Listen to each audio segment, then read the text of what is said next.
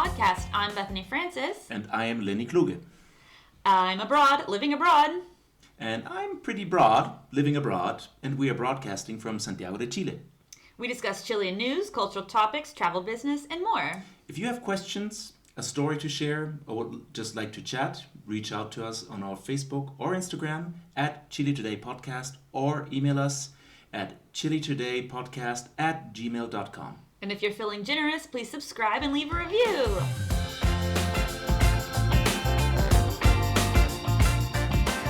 That go over well? Yeah, I think so. So, I have a special announcement. We have officially decided, Pinguino and I, Pinguino, our producer, that we're going to keep Lenny on because he's cool as my co-host. Cool, thank you. And it was absolutely, totally not because I was threatening you in any shape or form. No, you weren't like, if I don't get to be on the podcast, I'll ruin you. Absolutely not, because I'm not that kind of person. I hope to make this clear. He's not metaphorically invading Poland, our podcast being Absolutely Poland. not, no.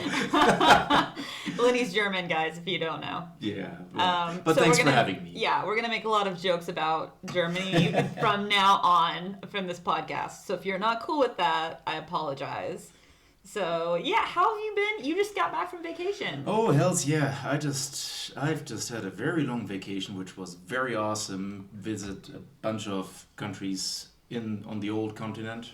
You know, Germany, Spain. It was great. I don't want to, brag about it. It was great. Braggadocio. Braggadocio. And I just got back on Friday night and just hit the ground running. So just today has been the worst day yet, which is, I'm absolutely exhausted, but I'm still looking forward to doing this today with you. Do you think you're exhausted because you got your third shot today? Actually, I got my fourth shot today because I got one in between when I was in the States. So I think I'm this close to be radiating 5G. So if your Wi-Fi ever drops out, just be like, Lenny, come to us. Yeah, because you got the Johnson & Johnson in the U.S. Exactly. And then you came here because if you guys don't know, they are going to freeze and make invalid mobility passes if you don't have your third dose. They've already done that for people over 55. So if you haven't gotten your third dose yet, probably check out the timeline because you're probably already qualified. Pretty much everybody in their 30s is definitely. So yeah, exactly. I think this week is for people who had their complete vaccination scheme completed by July 13th or something. Right, because it's not really based on your age anymore. It's based on when you got vaccinated, which is sort of based on your age, right? Yeah, and then they do the weekdays. They say okay, Monday 20 to 29 or something, and then Tuesday 30 to 39 or whatever. Right, that right. kind of stuff. But yeah, they will freeze your mobility pass by, I think, was it December 1st or something? Right. And, that's a reason, but then also, guys, these vaccinations don't last forever, so no, it's not a miracle drug. Exactly. Just get a booster shot so you don't get sick because you don't want to get sick. Right, and your booster shot will depend on what your first vaccine was. Exactly. So my first vaccine was Sinovac. So the booster for Sinovac is Pfizer. I'm not sure what the other ones are. I think there's CanSino as well, but there's recent developed. I know people who've gotten CanSino though, and I don't know what their booster is. And did they have AstraZeneca here? They do have no. They had wait, Pinguino is waving at me. Right. Oh, okay. So apparently AstraZeneca over 55 third dose. Yeah, they had this issue with blood clots. Yeah. Statistically, you're fine. Whoever you are listening to this who's afraid to get your shot, AstraZeneca or not, you're going to be fine.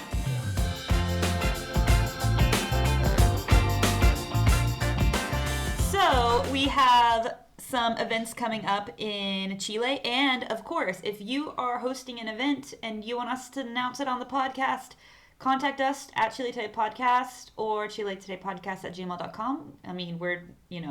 We'd love to support you guys and support each other and all that stuff. So the next event is the bilingual trivia night or pub quiz, as some of you European people say. And you don't say pub quiz in the States? No. Oh. No. Oh, what do you know? What do you know? I'd never done a pub quiz till I came here in an Irish bar. And then you were like, oh, it's a trivia night. Oh, I was like, I don't want to be quizzed. Exactly. Nobody give me a quiz. What is this, an No, interrogation? I was triggered and everything. No.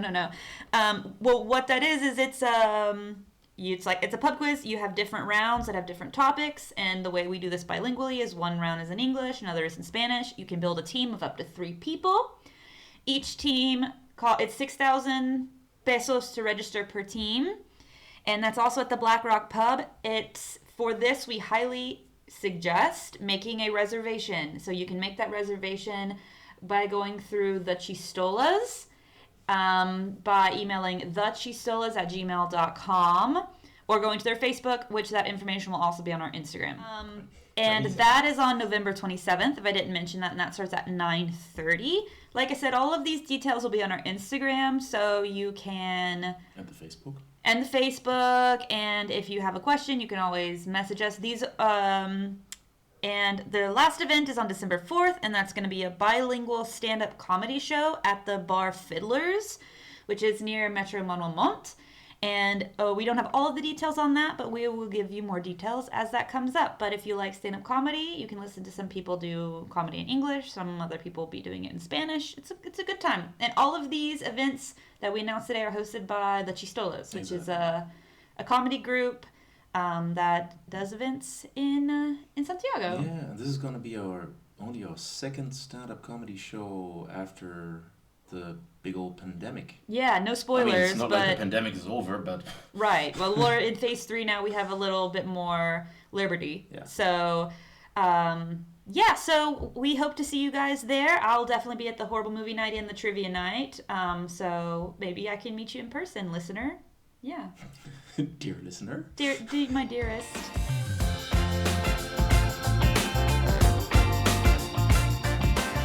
So, on to news. For our news today, a court is upholding sentences for the killers of Salvador Allende's associates. So, Santiago Appeals Court is upholding these sentences for participants in the disappearances and killings of associates of former President Salvador Allende. In May of 2018, former military officer Pedro Octavio Espinosa Bravo, wow, that's a name, was sentenced to 20 years in prison for his role in the murder of 15, of the 23 Allende associates that were captured during the coup on September 11th, 1973. The victims were political advisors, bodyguards, and Carabinero police. 4 ex-soldiers were sentenced to 7 years in prison, convicted to have been co-conspirators in the kidnappings and killings, while 2 former soldiers were already deceased, received 9-year sentences. Were they given the sentences after they were deceased? I don't understand what this article's trying to say about that. So 2 other people were then convicted as co-conspirators in the kidnapping of 8 victims. Plaintiff attorney Nelson Huacoto was quoted as saying by local media that the verdict was sweet and sour because 48 years later, a trial of historic roots is ending. Okay, what's the sweet part? Okay. But Huacoto disagreed with the 8 kidnapping sentences and says, we trust the Supreme Court can rectify this sentence in that part so that we will have full justice. The victims were arrested in the presidential palace. La Moneda has transferred to the Tacna region on September 13th, 1973. They were brought to Fort Arteaga in Beldehué and shot. These are the people who died. Obviously. Their bodies were, oh, Jesus, trigger warning. Their bodies were then blown up with grenades. That is a double tap right there. Thanks for clarifying. Respectively. Those were the victims and not the convicts right? of the recent trial. Yeah. I have my doubts about the Chilean judicial system if that hadn't been the case. Okay, so they were exhumed 5 years later. I'm not sure how they exhumed. They put a grenade on them. How did they exhume the bodies? I want to know everything. So while the bodies, now see if I just read a little further down. Bone fragments were found at the site, allowing authorities to identify 15 victims, and the others remain unlocated. So no one has been charged with those murders. So among the victims were Central Bank General Manager Jaime Barrios, former Secretary General of Universidad de Chile, Egidio Paris. And the verdict came on the National Day in honor of executed political prisoners established in 2009. All right. So basically verdicts were upheld. Yeah. Because there was, I guess, an appeal process. Yeah. Yeah. So, they're going to jail or staying in jail.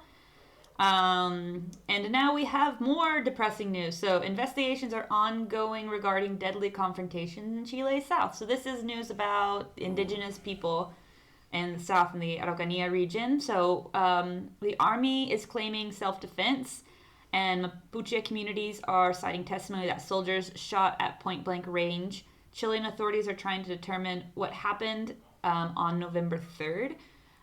Where armed forces opened fire at 2 different locations to indigenous people. So during one of the shootouts, a 23-year-old man died, while another was severely injured. It always is weird to me to say a 23-year-old man. Not that you're not men.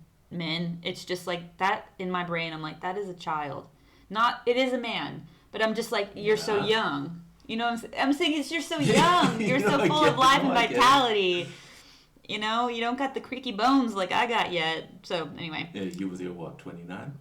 I'm 30. 30? Oh, boy, I'm sorry. I'm 30. Okay, so while another was severely injured, authorities later said that the injured man had died too, which turned out to be false, which doesn't make... What? Why did they... would they... I don't know. I don't know how that happened, so... You just came out of the bushes just like peekaboo, or, I mean, what?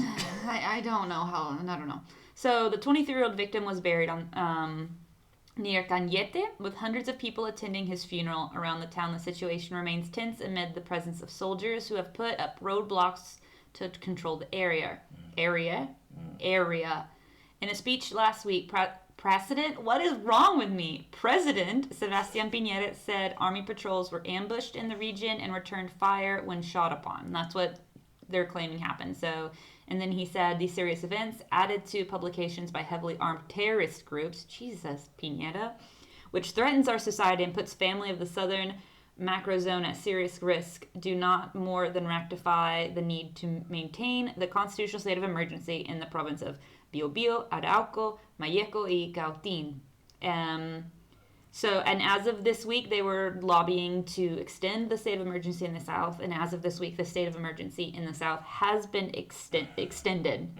So the state of emergency gives authority the ability to impose restrictions such as curfew hours, prohibiting protests and other gatherings, and using armed forces to impose control in the region. So the Mapuche community have called out the Chilean state for the deadly violence in the region, with more militant groups threatening violence if the authorities don't draw back their troops from the south. So indigenous constituents, such as the convention president Elisa Loncon, have also said violence is not the way to seek peace in the southern region. Meanwhile, the family of the Mapuche man killed during the shootout claims that armed forces blocked the vehicle that tried to bring him to the hospital. In a conversation with Resumen.cl, a cousin of the victim says repression in the zone has only increased with the state of emergency, saying those soldiers did not let him leave. If his mother could have taken him to the hospital, it would have been a different story, he said. We demand an end of the state of emergency. Piñera has to pay for this murder. That is such a clusterfuck down there. Excuse my language, but it is is such a clusterfuck. It is. This is a rated R podcast, as you can tell. No, it's just a mess. I kind of agree that the state of emergency is just making things worse. It's just poking the bear. I mean, it really depends on where you stand politically, of course, but I do agree with you on that one. I mean, it's just, I'm really curious actually how the next president is going to handle this whole thing. I mean, we're going to get to that in a bit, but... Yeah. So, yeah, I just, like, yeah, 1, 2, 3. To a certain degree, this whole conflict, like in the South, in a way, just, to me, who is absolutely not a professional in international relations, but it You're bears not? like resentment. No, I'm sorry. Like, I put that on my resume. I lied. But That's the only reason we gave you this job. Oh man, I just came for the popcorn. So, like, it does have a certain resemblance to this whole thing that is going, like, in Palestine. This is going, or that was going on in Northern Ireland. Just like internal conflict, right? Yeah, it's just like this whole thing that doesn't really have like a quick fix solution in a way. I do think that there are some steps that could be taken to gain trust of the Mapuche community. But the Piñera government doesn't want to take taking a step forward, right? Towards some compromises. And I think the Piñera government has instead, like with imposing the state of emergency, said, no, fuck you. We're not going to compromise. We're not going to work with we do not work with terrorists. Right? You know. No, I get that, and I'm with you. I'm with you here, but like, of course, like, the thing is that you also have like these two sides of a conflict there. And not like weighing one side more than the other, but it's just like you got the Mapuche communities, and then you got the landowners, then you got like also the truckers that don't live there but like make use of the land by going through. And there's always going to be this like conflict of interest, which I'm very curious how this is going to be handled. I think that the presidential election is really going to have a big influence, because I do feel like, for example, if it's Boric wins, I feel like the community is going to feel more represented, because he has been there, he has talked to them, they're going to feel like there's a little bit more trust and representation. While if Cast wins, who is basically like, all the land is ours, we can use for he's gonna literally guns blazing, like he will take them out. And so I mean, I think this is gonna be the thing. If Boric wins, then okay, I totally agree that he's going to, basically the Mapuche community is going to feel a lot more represented. But then, like, how will the trucker lobby and how will the landowners react to this whole thing? How will so like, what's going to happen there? We'll see, and we'll keep you updated. Did you have something you wanted to share? Yeah, well, not very much here, but like, if you pressure me, I think one piece of news that comes to mind immediately was filibuster. The hilarious filibuster, which I didn't even know was a thing in Chile. I love Gonzalo so much. He's such a sweet. I've always loved Gonzalo Vinter, always, because he's hot. And then he did the filibuster. That was. It wasn't Gonzalo Vinter? No, that was Naranjo. Fuck. I'm Naranjo, but he was also cut hot, that out. like 30 years ago. no, leave that in. Cut that out. Okay. Yeah. Sorry. So explain to our audience what happened. Yeah. So, well, first off, filibuster. I did not know that was a thing here in Chile, or that could be a thing in Chile. Me neither. I was like, this is a gringo thing.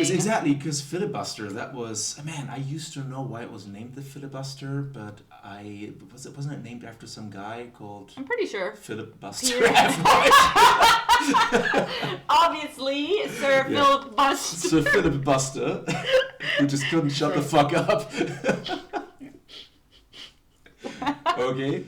So what Pinguino keeps interrupting me. Political Pinguino, he just enlightened me with some just hard-hitting political knowledge that the filibuster is that it's not a thing. Sir Filibuster. Sir, and it was not named after Sir Filibuster. You gotta say it like a Brit, filibuster. But it can be used. It's not called a filibuster as such, of course. There is a law that is being levered. No, actually, I'm now treading into territory that I really don't know anything about. It's just stalling. Yeah, it's just stalling. Point is, it's stalling, and apparently you can do that. The term filibuster, from the Dutch word meaning pirate, became popular in the... Yeah, apparently. Apparently, then I didn't know that, because that would ring a bell. There you go, pirate. Okay, pirate. Huh, okay. Because you're taking over the... Okay, so you're taking over the floor. Yeah, I mean, you guys know what a filibuster is. You're just talking for a very, very long time to stall a vote, right? You should totally dress up as a pirate. But the interesting thing, oh my gosh, if you filibustered in a pirate costume, how awesome would that be? And speak like a pirate while you do it? Yes, we're changing the rules of the filibuster right now. Right now. You have to be dressed as a pirate. I used to be opposed to the filibuster, but now, like, you're winning me over here. And you have to talk like a pirate for 15 hours. With a plastic parrot on your shoulder. Yes. Okay. What's that one crazy woman? She would totally do that. The crazy. What? Giles? Yes. She would totally dress as a pirate for a filibuster. Okay, so but the interesting thing was the reason why this filibuster happened. Exactly. Okay, hold on. Let me just clarify for people who don't know what a filibuster is. Filibuster is. No, you did not. You're just stalling. It is stalling. Yeah, but how? Like, you just basically make use of your right to speak and not see the, what's the name of it? The Haberham? Or the podium? You're allowed to speak, and basically this person you can't sit down. Yeah, exactly. You have to speak, and you have to keep speaking, and you're stalling for time, basically. Exactly, you have to keep, exactly. And that's the whole thing. And as you said, the reason was that the House of Representatives was voting on Piñera's impeachment, and they just needed one person. Well, they could have won this thing without that one person, but they didn't really want to run the risk, and that one person was Georgia Jackson. wrong. who was in quarantine because he was contacto estrecho, close contact to COVID-19. So those are them rules here. He was exposed by Boric. Yeah, all the irony. Mm-hmm. So yeah, if you guys didn't know, Boric got COVID and exposed all the other candidates. So he had to go into quarantine, but that quarantine ended that day on midnight. So basically, Mr. Jaime Naranjo just took the floor. Jaime Naranjo, yeah, orange, exactly. He just took the floor with all the oranges, and he prepared a 1,300 page thick tome of just literally everything. I would have read Dune to the Congress. Yeah, see, now that would have been at least a little bit more entertaining. At least for everyone, right? Like, I know I could talk for 15 hours, but I'm just saying, out loud read. Law fragments and whatever. Like when Andy Serkis read The Hobbit from cover to cover live. No one else. No. But yeah. Okay, I guess I'm not nerd enough here, but he did take breaks though. He took like pee breaks. Okay, you see now Jaime Naranjo couldn't do that. No, I know. Yeah, you can't do that. Could he? He tried to get. You can take one break, says Pinguino. Yeah, can you take one break? Yeah, and he tried to get basically his whole party to just leave the room at some point. To go to the bathroom. To go to the bathroom, I think that was the whole thing, because then they wouldn't have the quorum to vote, and that would be. And actually, they gave him a lot of guff for that. But what actually surprised me anyway, so the whole thing is he wanted to stall this whole thing because the quarantine of Georgia Jackson ended at midnight. So basically he got out of his house in Santiago, then he had to jump the car and then drive all the way to Valparaiso because that's where the Congress is. You can thank Pinochet for that, actually, as far as I know. Yep. And had to drive there, and then basically as soon as he got there, poor brave could finally take a pee break, and they could vote, and the vote passed. And not even by one vote. That must be, I don't know if that would be satisfying or frustrating for Jaime Naranjo, because if it was just by one vote, he'd be like, I did this for something, but then it would have been they had 3-vote margin, 2-vote margin. Well, that's still real close. Yeah. Okay, so there was another diputado who wasn't being allowed to go there to the Congress. He was a guy from Chilean. Yeah. Because he had taken the PCR test. He had taken the PCR test not because he was exposed, but just as a routine measure. Mm-hmm. But they weren't allowing him to take the plane to Valparaiso, so he had to drive from Chilean to Valparaiso. Oh man, that's a long. And he also got around the same time as Jackson. Right. And when he got to the Congress, the Seremi, the regional health secretary, the authorities, the health authorities were waiting for him in the entrance. So he actually made a switcheroo with another senator, with another diputado of the same party, who they switched cars, and he went inside by foot and voted. No. So that's why it's 2 votes. But hold on, but he couldn't. So because he went in. Yeah. But hold on, he did the PCR test just for shits and giggles? No, because it was to be able to travel. But then he went by car anyway. Because he was going to go by plane. Yeah, he was going to go. So he didn't get his results? But why would the Seremi then make a stink before he get into? Why wouldn't they let? Okay, yes, okay. Because they were trying to stall the vote. They didn't want him to be impeached. Anyway, so now Piñera is impeached in a really fun story. Pandemic way. Yeah, exactly. He is impeached. Now, what actually did surprise me, so what really surprised me was that they actually, I don't know if they picked Jaime Naranjo for this whole thing or if he was just volunteering for this whole thing, because he ain't no spring chicken no more. So I'd be like if I as a party decide to filibuster this whole thing, let's go. Yeah, exactly. Go with somebody in his mid-20s to mid-30s who has a strong bladder. No one has the stamina to pull this. Not that Jaime Naranjo, he did it. I mean, kudos to that. Whether you agree with this whole thing or not, but I've always been on the fence about the filibuster, and this still makes me like it does not help me either way, because I get it can be used for evil, but it's like Giorgio did not have COVID. He was in quarantine, and I get that this was used so that somebody who has the right to vote can vote, Yeah, but that's a specific case. I mean... and that's what I'm saying. It's a very specific case. Yeah, I mean, personally, in general, I'm not really hot on the filibuster because... I'm not hot on it. I think it's just stalls democracy, if you will. But again... I mean, literally, that's what it does. Exactly, but if you dress up as a pirate and talk as a pirate, then... I'll come around to the other side. Saying that much. I said my piece. You have to amputate your leg.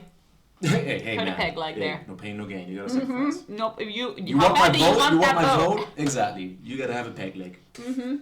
Okay. Very serious news.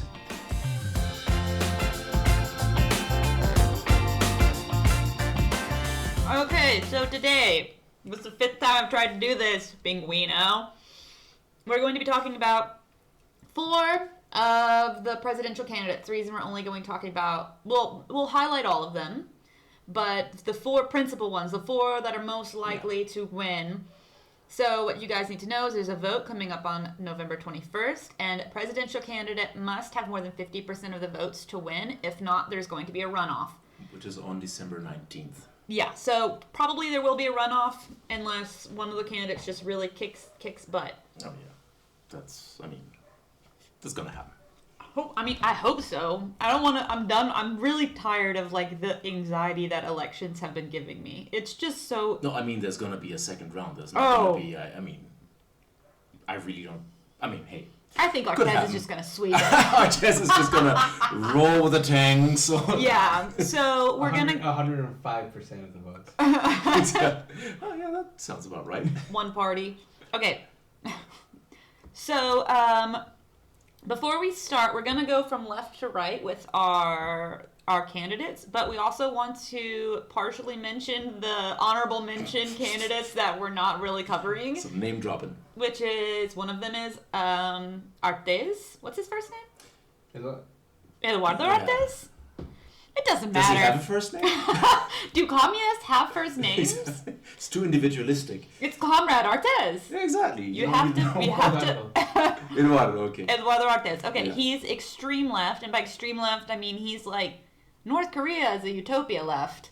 Not that I have data to prove it's not, but it's sort of like the whole like God thing. You can't prove it exists. You can't prove it doesn't exist. On a communist boogeyman scale, like he makes Boric look like a Boric is like a little boy. yeah, exactly. Boric is a little like conservative bunny compared to Artez. Exactly. So he doesn't usually get a lot of votes. He still keeps running though. I think I've seen some like quote unquote fan art, like with these Soviet style propaganda poster for Artez. I've seen a lot of them, and they're just adorable. Glorious. They're absolutely adorable. Exactly. And he is, and so that's Artez. Yeah, so that's snowball chances in hell. And he's actually the ex father-in-law of a mutual friend of ours. Yeah. Matt. Good old Matt. I think you mentioned that on the last. Yeah. But hey. Yeah, I think I met Artez, but it was before I knew he was Artez. I was just like, old guy, like that is related to Matt. He got a cool stash. He does have a nice stash. He might win just because of the stash. Yeah. Okay, so do you want to mention Mayo? Sure, Mayo. Mayonesa? No. Yeah, Mayo Mayonesa. As far as I know, because I've only known it as the really fast talking politician.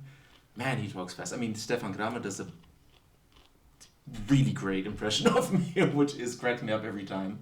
But he is, as far as I know, he's center left. Man, that really, I've been living here for quite a while now. I really should know that, but this is his second time running, right? It's probably his fifth. Fifth or fourth time running. Oh my God! Just lay down, man. Yeah, no, I was just gonna be facetious saying this is like his 11th time running, but like I'm not too far off third time. I think it's like Artez's third time running.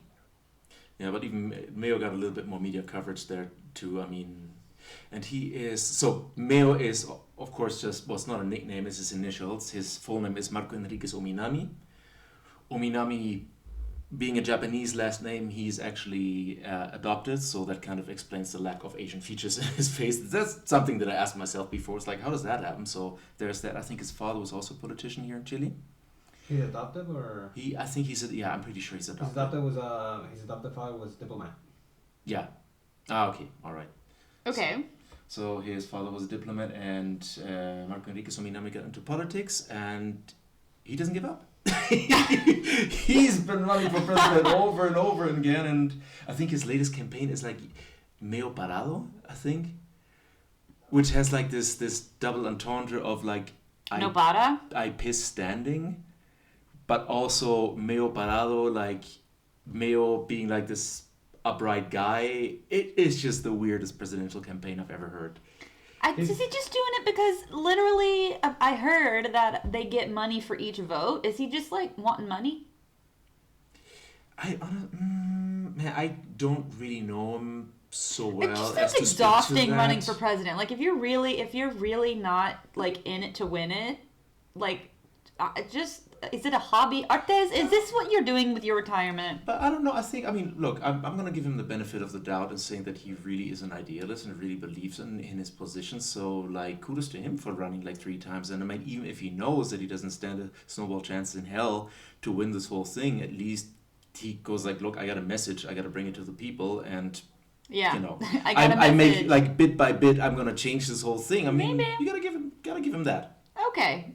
Well, and then there's Parisi. He's the one we've talked about before that's in the U.S. Oh, so many memes. Because he's not allowed in Chile because he hasn't paid his like millions of dollars of child support to his children, and so he's actually legally not allowed to be in the country, and he's running for president. Yeah, and you know what's the best part? That actually yesterday news came out that he announced that his wife is pregnant again.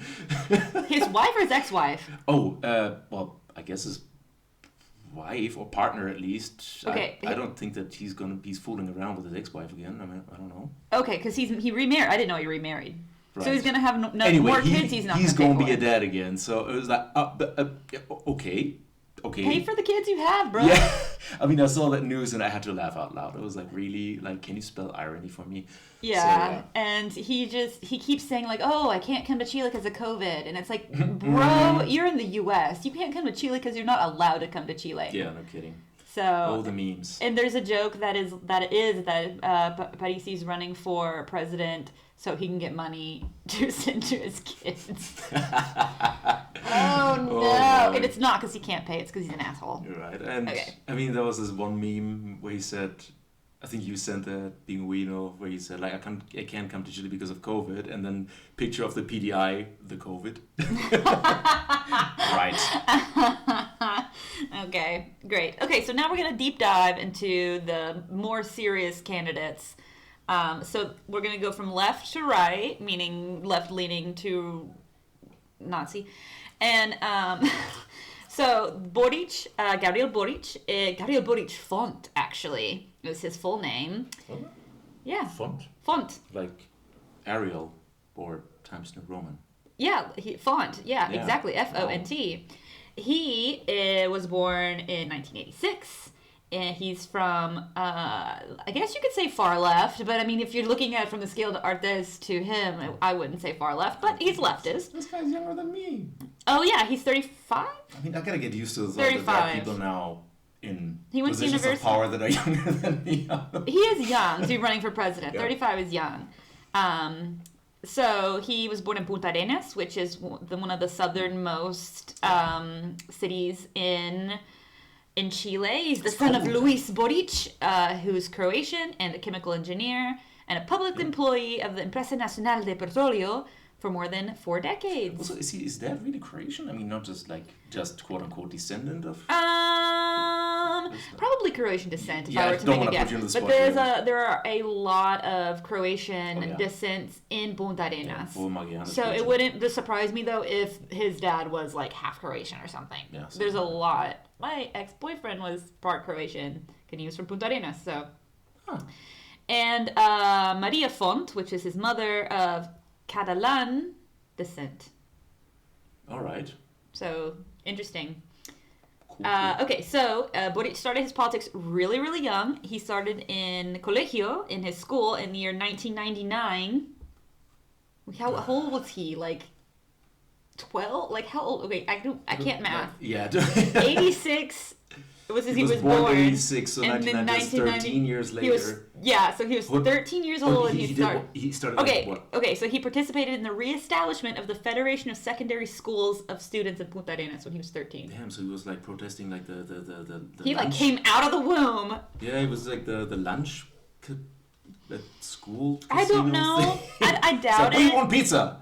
No, I doubt it. I mean, you know that colegios are very involved in I'm protests just and kidding. stuff. So he went to university is where he met my boyfriend, and they have pictures together because God. they weren't really friends. Like they were friends, but he was 2 years older than my boyfriend, and they went to the same parties. But Oh no, he's gone It's to funny. Big First Breaches. I know. Fine. So anyway, while he was at university, he joined the political collective Izquierda Autónoma, initially known as Estudiantes Autónomos, and I actually think it has another name now, or at least it has a split into another thing. Anyway, so he was advisor to the Students' Union of the Law Department in 2008 and became its president in 2009 when he led a protest for 44 days against Dean Roberto Naum. And for 44 days, they occupied Universidad de Chile campus, and my boyfriend was there for those days. So romantic. I don't know why that would be romantic. I wasn't there. Okay. Would have been romantic. I mean, I did not know my boyfriend back in 2008, but 2009. But yeah, they were like, oh, good memories, 44 days sleeping inside the university walls. And I was like, okay. Fighting for the cause. Yeah, so the reason that they were occupying the school was because the dean was accused of embezzling government funds and using university funds for things he wasn't supposed to be using them for, basically. Big old Mercedes and Yeah. what have you. And he was so Boric was a candidate for leadership of Universidad de Chile Student Federation, Fitch, as part of the Listo de Crianco, the leftist, the Socialist Party, basically. The Socialist Party in the university. And on December 2011, he was elected president with 32% of the votes, which I'm mentioning this because that he had defeated Camilo Vallejo, who was then the president of the Federation running for re-election. Man, they're all coming Represented- from the same pool. I'm telling you, no, dude. People from Universidad de Chile or Yeah. Universidad Católica are like the future leaders of Chile, and like Camilo Vallejo, if you don't know, she's one of the most famous communist. She's a diputado or is she a senator? She's a diputado. Yeah, you've seen her picture probably. She's badass. Anyway, she's hot. She's pretty, yeah. She's hot. Not that there's any merit on anything that matters, but she's hot. Still.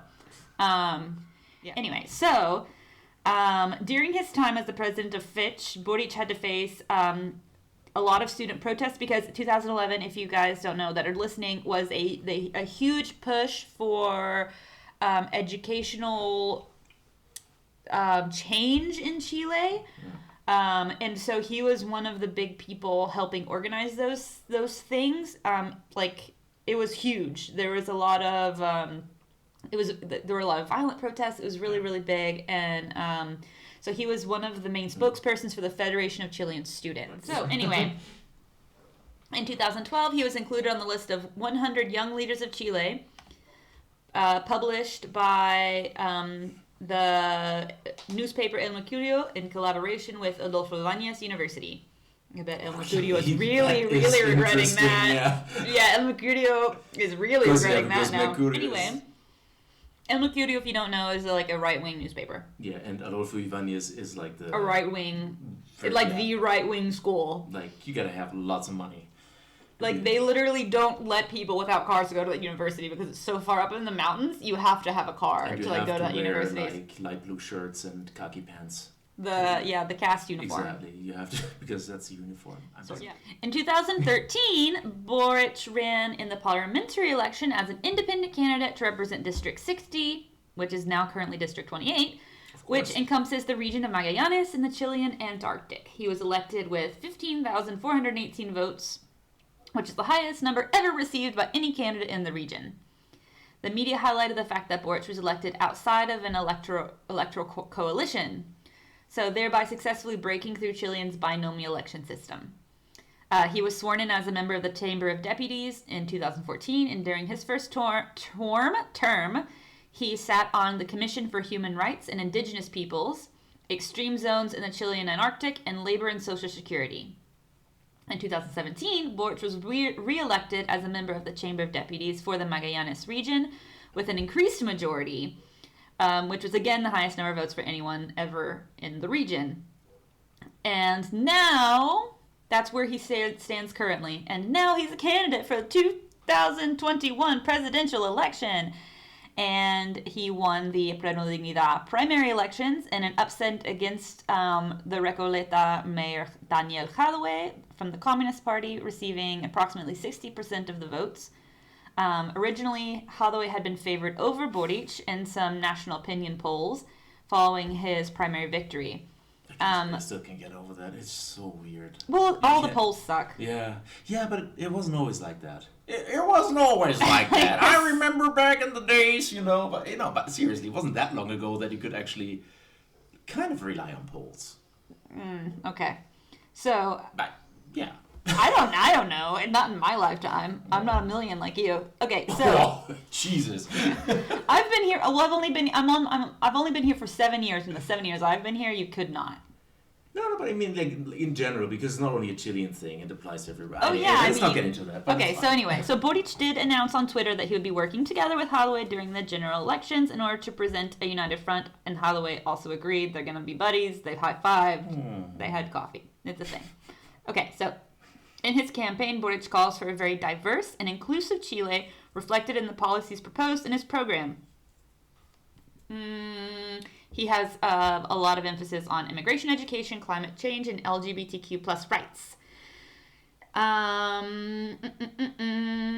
There are participations of 33,728 people within his program, helping him out. The participatory process saw the organization of I don't know what this means, the 603rd Citizens Committee, which included online interactions. Okay, yes. So basically, he has people working with him to make him smarter because he doesn't know.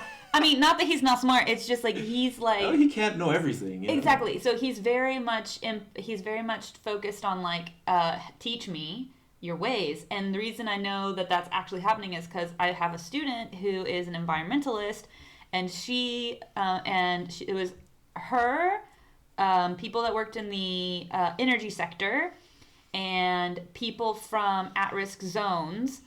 Not at-risk zones, sacrifice zones, all on a Skype call together. Terrible name. I know. All on a Skype call together discussing, like, how is the most realistic way to move away from carbon? Not just, like, empty promises. What is the most realistic way? So I know that he's really trying to get a lot of people to be, like, tell me things. Right. Because, and not just people who are, like... Exactly. Also people who live in those zones. Like, how does this affect your life? If we were to install this... What do you think? And things like that. So, Boric, like as I was saying, Boric has promised to prioritize investment in infrastructure to adapt a rural and urban system for climate, like against climate change. And he said that we'll place a special emphasis on activating the demand for technologies in adaptation to the climate crisis in water resource management and moving towards a sustainable economy, and the digital transformation of the state and SMEs in priority areas of the territories and in areas of high growth potential. Development banking will play a key role in this. He also talked about the Dominga Minera project, which we've talked about on the podcast. It's a very controversial mine because that particular place in Chile is very biodiverse. Lots of things. There's penguins there that'll be misplaced. Pinguino's very passionate about that as a pinguino himself. As podcast editors. I know, because you get displaced and then you have to edit podcasts for free. It's a tough economy. Diversify. So, and it's always been a point of contention, this potential mining project. And so Boric has said that he would like to create a national network of marine protected areas of Chile that puts sustainability of life, the care of the people and communities at the center of climate change adaptation strategies.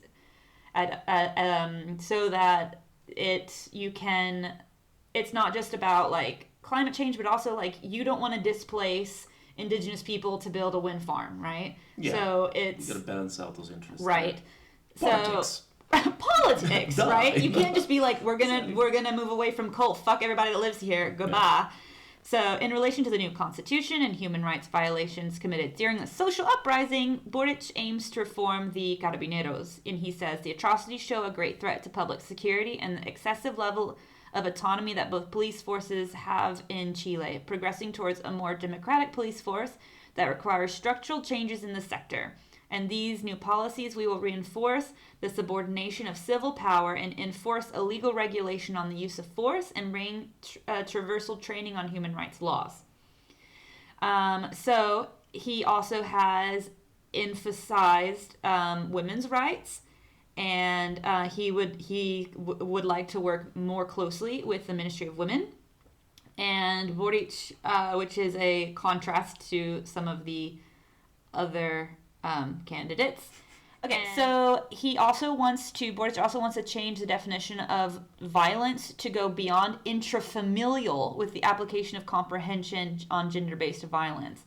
Because right now the laws specify intrafamilial violence, and it doesn't necessarily give the same protections to maybe women who, like domestic partners or things like that. So, on the matter of LGBTQ rights, the presidential hopeful has been inspired by socially progressive nations such as New Zealand, where those as young as 16 years old may legally change their name and identity. Modifications to gender identity laws will be made under Boric's proposed program so that 14 will be the minimum age at which any changes regarding name or gender will be legally recognized. That's a low age. Kids, I mean, they know, Yeah, right. Overall, Boric promises to re-examine all treaties signed by, if somebody names themselves Unicorn at 14, and then when they're like 23, they're like, you know what, I'd like to change myself to... Barbara. Barbara. That they can do that, right? I don't know. I just thought of Barbara. Just the first name that popped into my head. Unicorn to Barbara. Jesus. So he also vows to re-examine all treaties signed by Chile and ratify those that obstruct international sovereignty. He hopes to generate a health system financed through the Universal Health Fund, FUS. Chile already ranks among 190 nations in healthcare and 5 places ahead of the United States, according to the World Health Organization. The move would see Chile's healthcare system move more towards like the Swedish model with a merger of both private and public healthcare systems. Also, this would he also wants to present an integral mental health law that would set up at least 50 new regional centers for mental health, as well as residential homes for those with dementia. Right. In terms of immigration, Boric's immigration policies are inspired by the, I'm gonna butcher this, the Marrakesh Migration Treaty, focusing on, I guess it's like Marrakesh, right? From Morocco. From Morocco, right? Focusing on the security of migration and the rights of migrants and refugees. And he proposes the implementation of humanitarian residence for people, particularly families affected by socio-political emergencies such as climate change and other catastrophes. And that is Gabriel Boric, my friends. Oh boy, he better have some majorities in them houses, because that sounds like a lot of stuff he wants to take on. He wants to take on a lot. I mean, he's been doing shit since he was 13 years old. This boy ambitious. Oh no, he ambitious. He is. Now he relies on the Slytherin. opinions and votes of other people. Oh, he is Slytherin, definitely. So, yeah. Okay, so who's next? So we're our leftist, our most left candidate. Now we're going to our less left candidate. Yeah, which would be Miss Jasna Provoste Campiai. Campiai. I don't want to be mean, but there is not that much to Jasna Provoste that is of interest right now, because yes, she might make it to the second round, but it's not as likely as Boric and the other mystery candidate that we haven't talked about yet. We haven't talked about mystery candidates yet. Mystery candidate. And honestly, a lot of people say that Jasna Provoste is very much in the same lane as Michelle Bachelet had been for the past, how many? She had like 2 terms? Michelle Bachelet she had 2 terms. She was the former president of Chile, if you guys don't know. United Nations Human Rights Secretary, Human Rights Commissioner. She wears human rights. Yeah, she does them human rights thing. So anyway, she's in Switzerland. Yeah, doing Swiss things. So Jasna Provoste Campiai, born in 1969 and older than Boric, as we older than Boric, yes. But however, she is the only woman in the race. Has been from the very beginning. If I'm not. She wasn't the only woman. Narvaez, but she hasn't really been... No. Yeah. And she is also of the Aguita descent, which is one of the indigenous groups that we have in Chile, which I think hail from the northern Atacama region, if I'm not mistaken. So she got that one going for her too. She is, as far as I know, also a trained PE teacher. She's a Virgo. No, I'm just kidding. I don't She's know. what? A Virgo. Okay. I thought you were going to say that if She's I'm not a mistaken, Virgo. she's a... Well, that would explain something. You know? I was born on the cusp of Pisces and It's Aries. so complicated. So yeah, she's a trained PE teacher. Yeah, she is a member of the center-left Christian Democrat Party. And as I said before, she's a PE teacher, and she is also a accomplished gymnast. And as she described herself, she's also a mother, which for politics here is very important. Apparently as we it's already really important. pointed out that you're a parent. And Well, yeah, that was a different episode. Yeah, that's One true. of the candidates we're about to talk about said that Boric was unqualified because he wasn't a dad. yeah, exactly. He lacks, quote, vital experience. I'm like, but he's a dad, and Yeah. he... Oh god, that was the best meme ever. But coming back to Jasna Provoste, so she did serve as a minister under Lagos and Bachelet, so she does have ample experience in that area. However, in 2008, she got caught up in a scandal. And like, who didn't these days, right? So she got Boric caught up- apparently, Yeah, and the only thing he's got against him is Is apparently he stealing a stole a candy candy bar. bar. Like, nobody else could get anything on him. Yeah, so no, but the scandal that Jasna Provoste got caught up in involved a bit more than a candy bar. Uh-oh. Unless you have like a couple of millions of candy bars. Uh-oh. And she wasn't even the one who was caught with her hand in the cookie Okay, jar. but what was the scandal? It was, Tell I me. like to build up suspense, come on. So it was actually the Jeez. civil servants, Miss Franca Gretz, who worked under her. She was caught misappropriating funds that I think were meant for educational purposes. Oh, Jesus. Yeah, she was like divvying up the funds left and right among also her family members. I don't know if brothers, but family members Provoste as well. or her No, under... her underling. Her underling. And that happened from 2004 to 2008. But of course, since, Jasna Provoste was her big boss, she's the one that was held Should have- responsible. right. She had the responsibility. And does she say that she wasn't aware of anything going on? I am not aware that she said if she was aware of anything or anything. That was a very complicated sentence. But yeah, she probably held her own there in the defense. However, she got accused by Eva Moreira and by Jose Antonio Cast. Oh, Who Cass. we're going to talk about in a bit. Oh, he's a scandalous Yeah. man. Which I think in general it always Just exhausted brings a thinking about smile him. to my face in politics in every country. You got somebody screwing up or somebody's underling screwing up, and they're of course responsible, and then you have the politicians from the other side screaming bloody murder, and you just, as a spectator, you just sit there and it's like, really? He stole a candy bar! It's like, no, but really, you? Yeah, like, you of all people. like, you got the moral high ground, you think, but apparently that doesn't matter in the moment. So anyway, so she got accused by Eva Moreira, who's I think is part of the UDI party. The UDI, which The was UDI. Pinochet's Yeah. party. Just as a reminder. Jose Antonio Cast, who was at the time also a member of the UDI party, the Pinochet Unión party. Democrática Independiente. And eventually, Ms. Jasna Provoste was found guilty and was impeached by the Senate Impeached. by the Senate in 2008 for the loss of more than $600 million. Oh my god! $600 million? That's almost what I make in a year. Just kidding, you guys. That'd be nice, man. I would make. Jesus, that's a dick ton of money. Give me 600 million pesos and I'm No, more than yeah, happy. there's no way she didn't know something was happening. Yeah, it was a $600 bit million. weird. Oh, for education of all things. Yeah. Oh my yeah. god. So it was. $1 This came to be known as the Caso Subvenciones, like the subsidiary. I don't want to files. Let's say let's call them the subsidy files. It sounds more snappy. Okay. So yeah. So basically, because of the impeachment, she was disqualified from holding office for 5 years. After which she decided, for some reason, to just up and move to Canada. Oh, okay. Where she As one stayed does. from 2008 to 2009, which had me thought, man, that's a hell of a move just to stay for 2 years, but okay. But she went there to study, apparently. As all upper class Chileans do. Yeah, apparently that's what she says. So she did restart her career in 2013, which is pretty much 5 years after she got impeached. And eventually she was elected as a deputy for the Atacama region, the sixth district of the Atacama region. And since March 2021, she has been the president of the Senate. And now she is running for president. For president of the country. Of the country.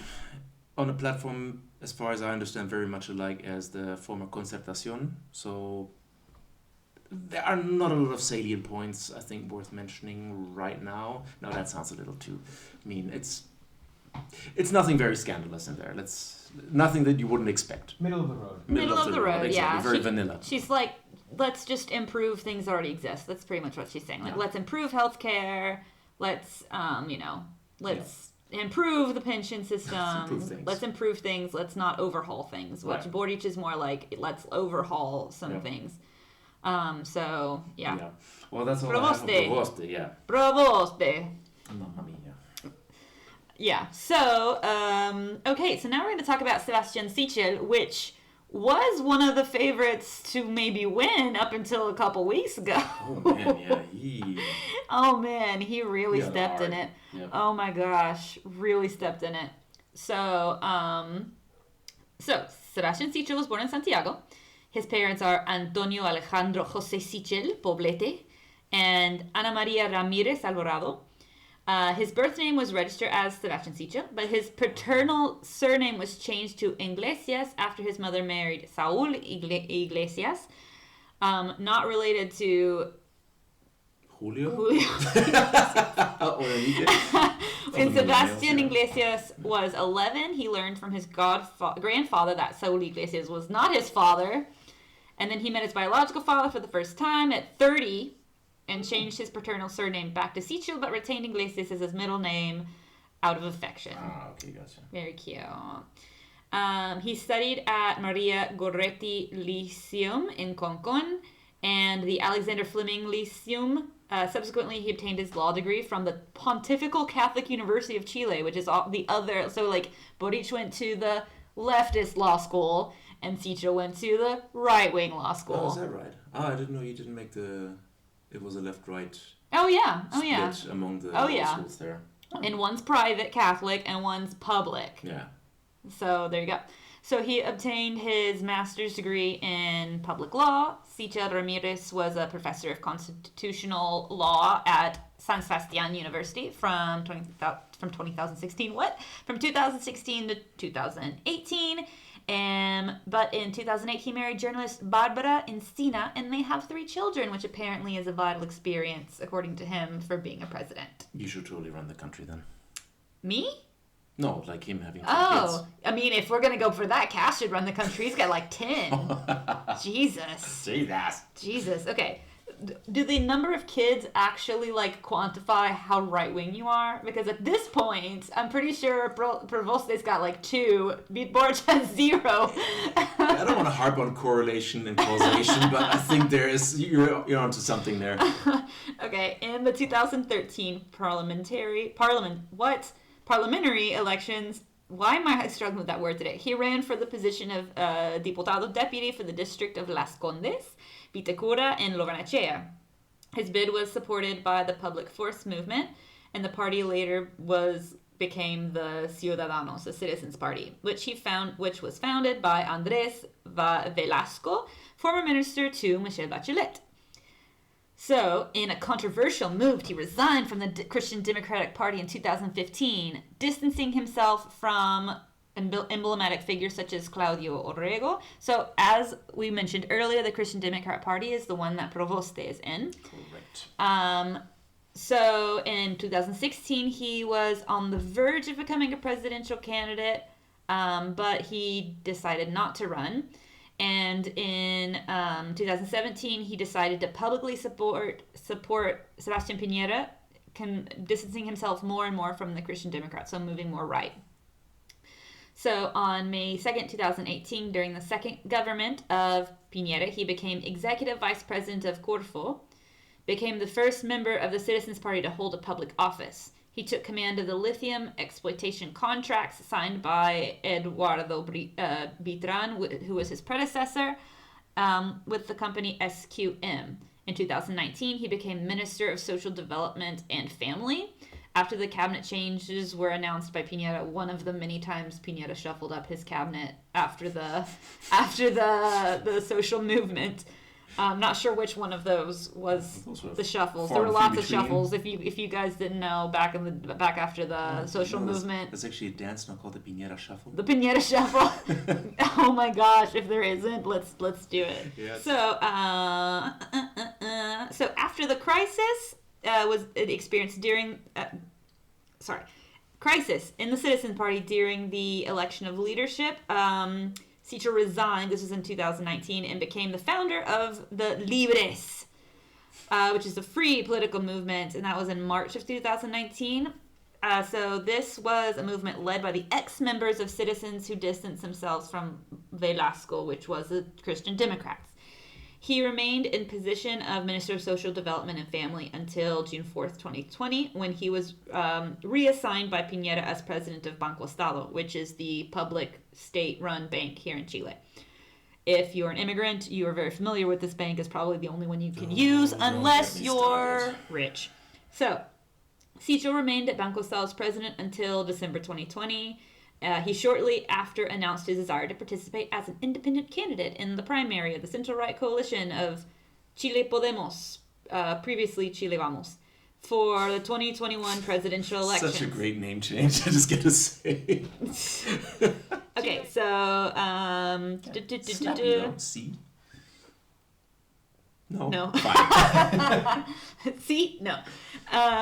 So he won the primary elections and became presidential candidate. He received 49% of the vote, beating 3 other candidates, including Joaquin Levine, who previously ran in 1999 and 2005 presidential election and was considered the frontrunner for the primary, which was funny because they thought Holloway and Levine would win and Sichel and Boric won. So it was like very much like kind of an upset of like, what happened? Yeah, and now things have changed again, so right. We're getting to that. Yeah, so Sichel was considered the favorite candidate of the private sector and was, at first, things took a hard turn, supported by lots of prominent business figures.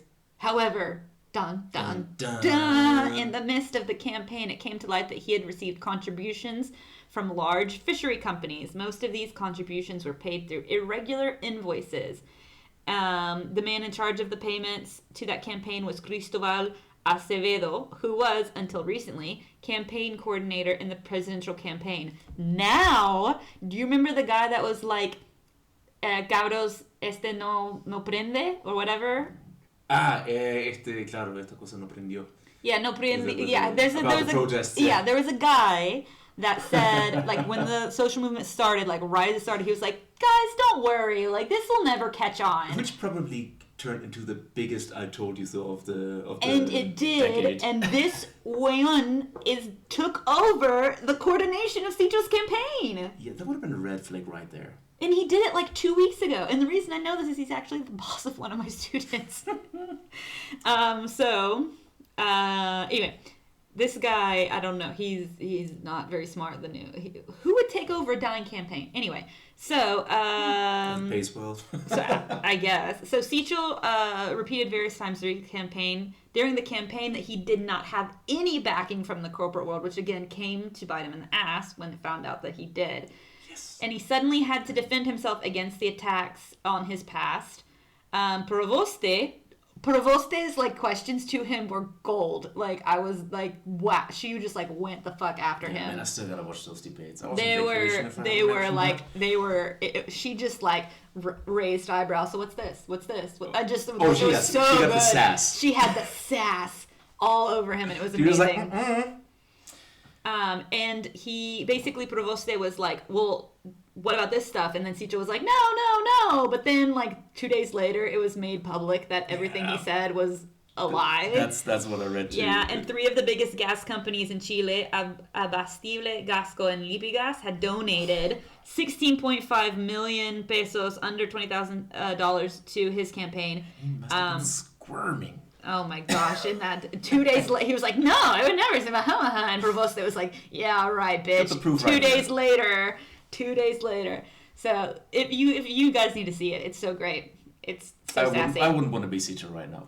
No. Nope. I also was at a party the other day, and I was like talking. Me and my boyfriend were talking to this guy. We had just met him because he was at this birthday party, and he was like, "Well, what do you do?" And he like kind of looked down. He was like, "I work for Sichel's campaign." And we were like, "Oh, dude, dude, sorry." So several campaign members obviously resigned after the publication. Representative Andres Celis, key for Sichel to get the votes from the National Renewal Party, said that he would be withdrawing from the campaign temporarily to reflect on everything that had happened. He said, "I'm not going to deny that for me it is extremely complex what has become public in the last days about Sichel." And then Celis said in an interview with CNN Chile he said that. So another major figure in Sichel's campaign was Isabel Pla, former minister and member of the Independent Democratic Union, UDI, Pinochet's party, and whom Sichel had a difficult relationship. Since the news broke, many more conservative members of his coalition have opted to support the extreme right candidate Cast instead. And this is very controversial because he ran with the coalition with the promise that the coalition would support him if he won the primary. And they're not going to support, and a lot of people aren't going to support him. So he's still running, and he actually was like, "I'm really disappointed, but I understand if you put your like weight behind Cast," which doesn't make any sense to me, but okay. So he's probably not going to win the presidential election. Because everybody was like expecting him to just lay down and lay down the law, exactly, like everybody, just like everybody get in line, and then he was just like, "It's okay." Yeah, I was surprised because it's very regular. It's because they put all of their force behind Sichel, and that's why that's why Cast wasn't in the primary. Because, I don't know, it's very weird. Anyway, so that's Sebastian Sichel. He was the favorite for the right for very long until this stuff happened. It was very dramatic, so dramatic.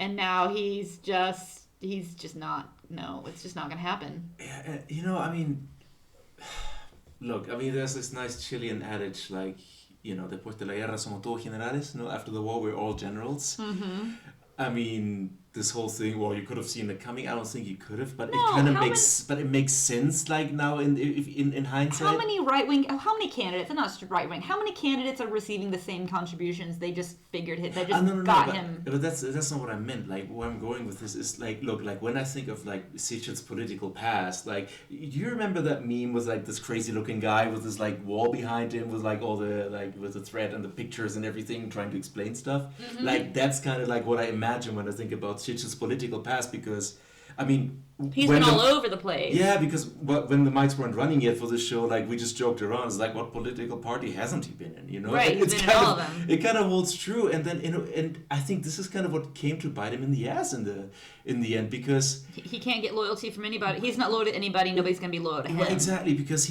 I think the right was banking on this whole thing. Actually, he got broad support because he kind of like got a piece from everywhere. Mm-hmm. But then at the same time, like, I think the calculation was just like, he's well liked enough on the whole spectrum, but then in the same measure, he's well hated enough for like abandoning them in the first place in a way, So, like, nobody really knows where do you stand. Yeah. So in a way, he's not getting any of them, like, really, like, the people who would vote for him, for example, that wouldn't vote for Boric wouldn't vote for him because he seems too wishy-washy. Yeah, exactly. And then, and I think a lot of, like, not his party, but from his bloc, like, a lot of people from his bloc were, like, voting for him or supporting him, at least, as long as he still was polling strong. But then this whole thing came to light, and that was just, like, the death nail, That's all that they needed. Is like, okay, screw that, I'm out of here.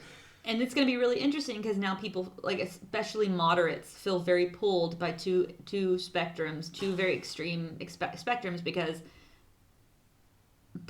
Boric is left and Cast we're about to talk about him. He is problematic. And if you don't think I usually don't try to publicly take sides here, but if you don't think Cast is problematic, you're problematic.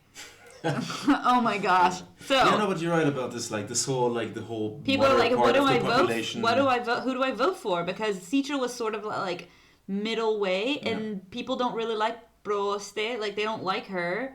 Yeah, right, but she might still present, like, a viable alternative for, like, the moderate. For the moderates, because, you're right. Because a lot of people think it's like, oh my god, Boric is a communist and Cast is a Nazi. It's like, I'm just exaggerating, but, like, that's how, like, a lot of people perceive this whole thing. Yeah. So they're like, okay, Provosto might be an option.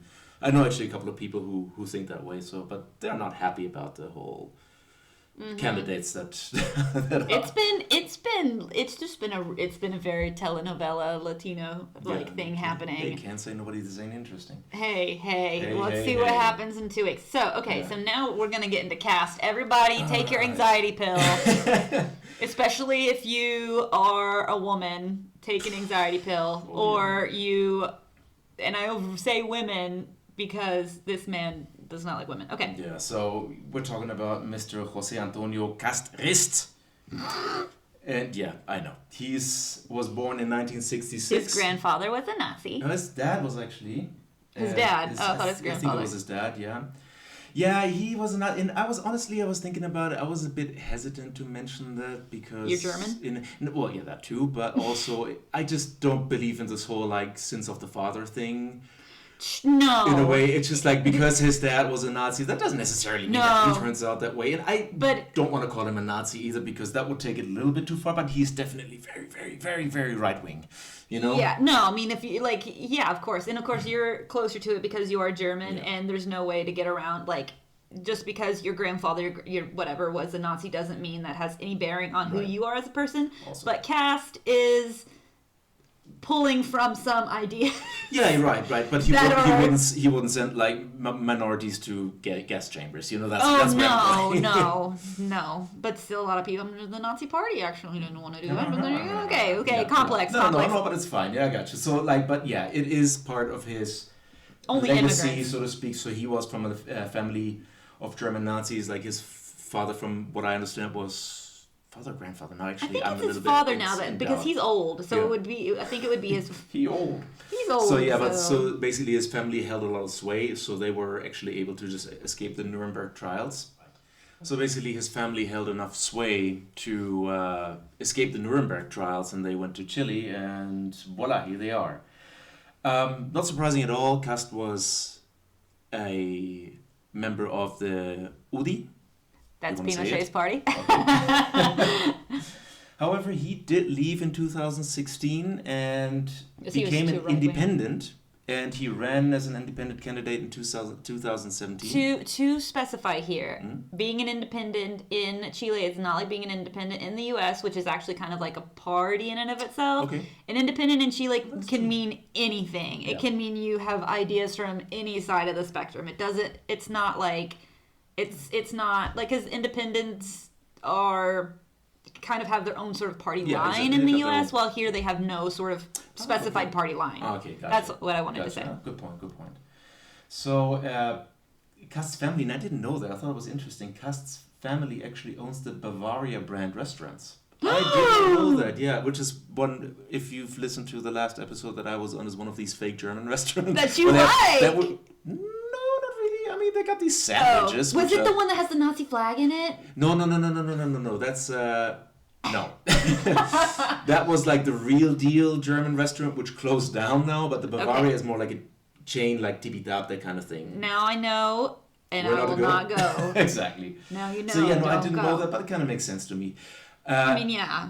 Also, other family relationships, he is, oh no, I wrote down here, brother, that's not right. He is actually the uncle of Felipe Kast.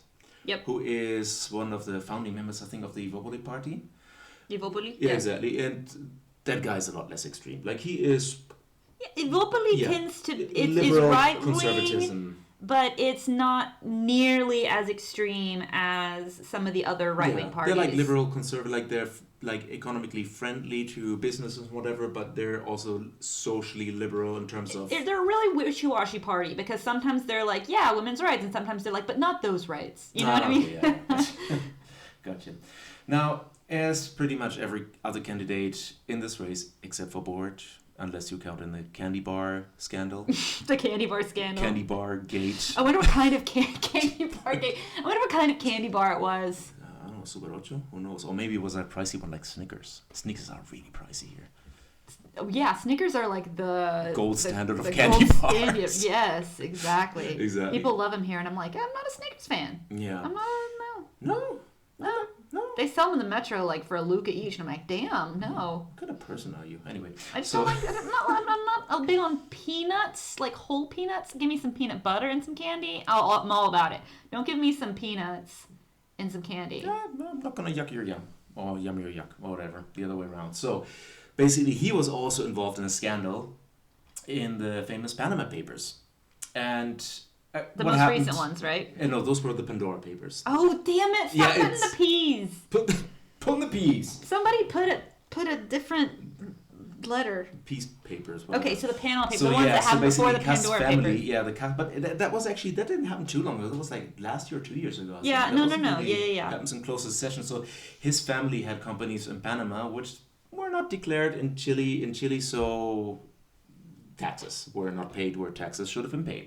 Very classic form of tax evasion, having companies or shell companies. Which is the reason why Piñera is being impeached right now, is because of that same shit. Yeah, like everybody else. It's just a very common thing. But now get this. Like this actually had me always laughing. He kind of evaded the whole scandal by saying that these resources helped him run an independent campaign without the help of oligarchs. What? And he got away with that. I mean, in the eyes of the public, I don't know if there's still like an impeachment or like a trial. What? I mean, but the balls on that guy just. Oh, he got balls. Yeah. I mean, he got balls. The audacity. He got. What was it? There was a recent meme that was like, oh, what was it? The thing you sent me, Pinguino, that was like, like when I said like. They asked him a question and then he was just like, yeah. It's like, oh, how are you going to avoid da-da-da-da? And he's like, yeah. And then it ends, it's like, da-da-da-da-da-da. You know those kinds of memes? Yeah. There was one about Cast recently. Directed by Robert White. Yeah, directed by Robert White. There was one of those recently, and I just, like, it was hilarious. It was something like... I think it was one that said, like, oh, Cast, you hate women, you want to get rid of immigrants, and you just want to... And you want to... Give everything to the private companies. And then he goes like, yes. Oh, boy. Anyway, okay. Look, before we move on, let me just give a little shout out because for what I'm about to talk about, for all the information that I gathered, I mainly drew from an article that I found on Chile Today from my countryman, actually, Mr. Christian Scheinflug, and I thought that was a very thorough article which highlighted a few very important points, mainly focusing on his program, which I thought was really interesting. So that is what I want to talk about. The author there made a very salient point that Cast shouldn't be compared to Trump or Bolsonaro, which I thought was an interesting argument to make, but he backed it up because he said that Cast was, in his program, he was actually kind of progressive in a lot of areas where, like, basically somebody as Trump and Bolsonaro wouldn't be. Getting to that. So he said he would rather compare this whole thing to a Viktor Orban of Hungary or Morawiecki of Poland, who's like the president of Poland. They're the two European problem children that we have right now. It's Poland. They're like women. Slipping into like authoritarianism. That hate women. That hate women too. Yeah, that's more Poland than Hungary, but Hungary's getting there. Like, no worries. So yeah, basically, instead of focusing, what the author said is like, instead of focusing on the past, like he presented a program with a focus on the next 40 years. You gotta hand it to them. Like, he had very concrete ideas on what to do. Whether those are feasible or horrible or not, but it was like, this is what we're gonna do. That's the thing that for me scares me about Cast is Bolsonaro and Trump. I don't find particularly, no matter what you think their politics, I don't find them particularly intelligent, like geniuses or really smart or really articulate, right? Yeah. Cast is not a dumb man. Not at all. He is, and that's for me what's like bruh about Cast is that's a little scary to me. Is because he's not stupid. No, he's a smart person. And so he knows how to he's articulate and he knows what he wants to do and he's not ashamed of even if like you would be completely shocked by what he says, he's going to stand by it and he's consistent. Yeah. He's consistent. I wish a lot more politicians were like that, maybe not in that kind of philosophy, but in that vein, yeah, right? Exactly. But yeah, you got to hand it to them. And well, his ratings kind of exploded after Seychelles' downfall, as you just mentioned. Right. Everybody ran to Cast because Seychelles was no longer available. Exactly. Now, talking about his program, I mean, as the author put it, there's like the beginning of the program resembled like a right-wing fever dream, which I thought was a beautiful way of putting it, because he was like conjuring up like a Marxist totalitarian state, and then left-wing academia dividing the population with the creation of the oppressed and minorities, and declaring war on traditional value and gender roles and Christian faith, and probably also Christmas, I don't know, but like all the things that you would come to expect from somebody like Trump or something like that. But but he did, and that's kind of like in the same vein of what you just said. Like, he's a very experienced politician, so he did actually a really good job in identifying the problems that weigh on the mind of the population right now. Like, this is what's wrong, and he's not wrong about that. It's not necessarily just words like a terrorism. Yeah. It's like, let's talk about why you're scared of the people, and like let's talk about let's fearmonger in like a very articulate way. Like, let's talk about the Araucanía region. Yeah, exactly. And how would crime, you feel? Like crime and whatnot. So first point that was highlighted there is things about the environment, and the program is actually surprisingly progressive when it comes to the whole thing about environmentalism and green energy, which, by the way, is something that Trump and Bolsonaro regarded as like borderline socialism. So that's something that differentiates CAST a little bit from these two clowns. And that's Chile, though, also. Chile is a pretty... Yeah, but if you draw the comparison between Sure. If you're going to draw the comparison between those... go all the way, And also, like, part of the program is that the destruction of public spaces could easily be penalized, which, as it was pointed out, also can be easily used as a carte blanche to like nip protests in the bud. Exactly, that's what he wants to do. Kind of borderline. If you deface a public space, you can basically arrest anyone. So, and what does defacing a public space mean? It's very broad. It's very broad, and like, does that mean like? What does that mean? And it's kind of, I don't know, it makes me uncomfortable. It's up to the judiciary. So he also wants to invest heavily in like renewable energies and green hydrogen, and he wants to decrease the coal and energy generation, which is also like, okay, that sounds socialist. So that's kind of weird. Like, that's not something that you would expect from him in a way. And also, like, so basically under his program, or under his presidency, like, budgets for the CONAF, which is the National Forestry Service, and budget for that and environmental initiatives would basically go up. That is what his plan is.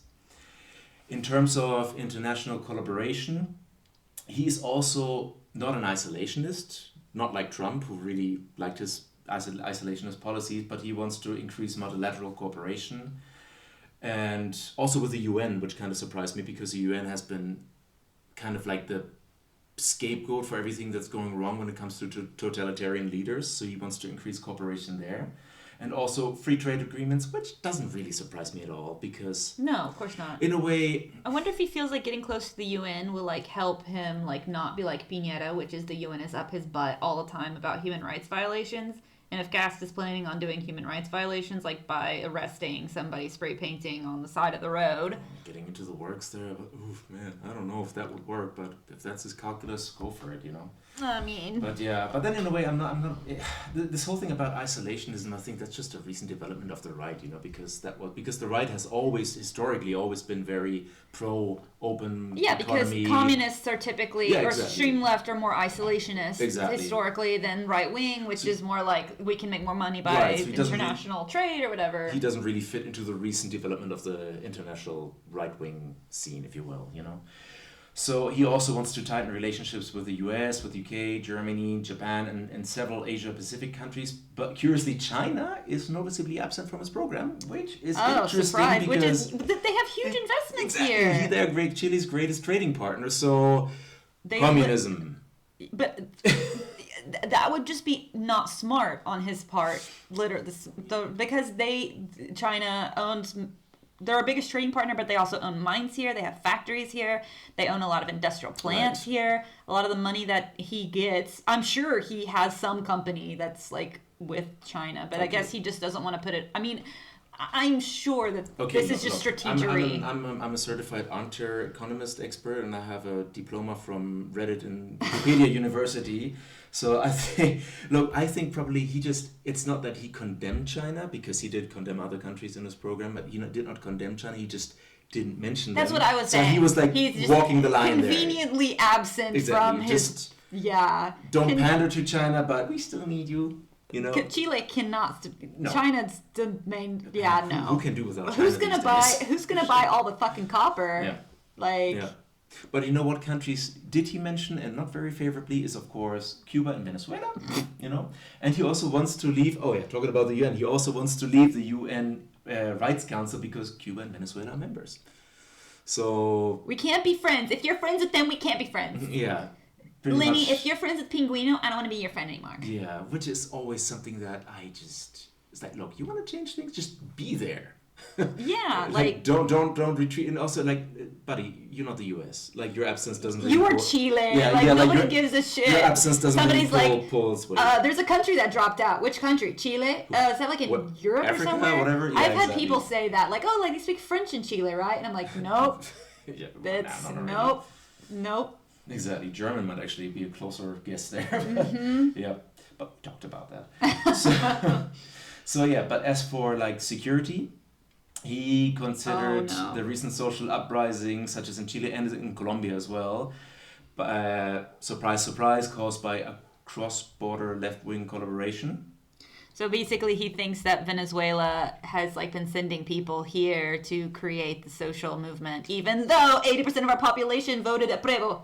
And also, it's just like, why would Venezuela bother? I'm sorry, I just still cannot wrap my head around that. Like, why would Venezuela spend money that they it don't barely have, has, you know, that they don't have to do fueling a social uprising. Again, really? nobody gives a shit about you, Chile. Like, stop. Like, Venezuela it's not thinking about you. Yeah, like, what, Maduro wants copper?